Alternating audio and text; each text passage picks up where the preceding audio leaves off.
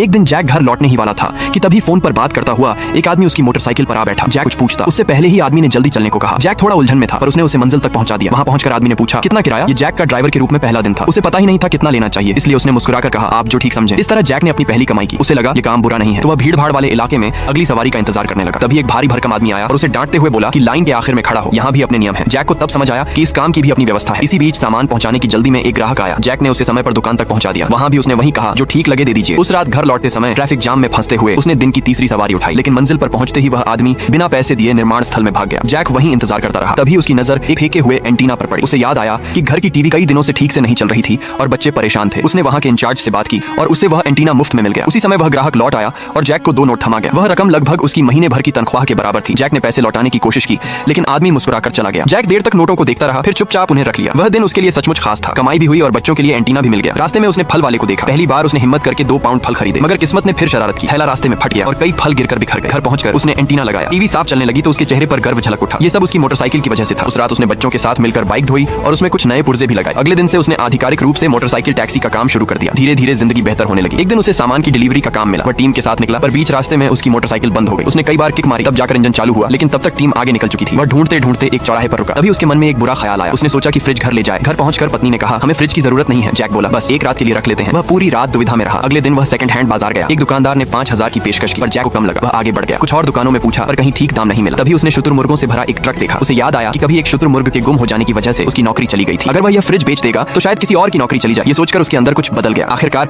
Jack ने fridge वापस कर दिया। उसका बॉस उसकी ईमानदारी से बेहद खुश हुआ। उसने उसे 15000 से भी ज्यादा इनाम दिया और उसे काम पूरा करने का एक औपचारिक सर्टिफिकेट भी मिला। उस दिन जैक को समझ आ गया कि असली कमाई सिर्फ पैसों से नहीं बल्कि सही फैसलों से होती है। दोस्तों, अगर आप भी ऐसा ही मानते हैं तो कमेंट में अपनी राय जरूर बताइए।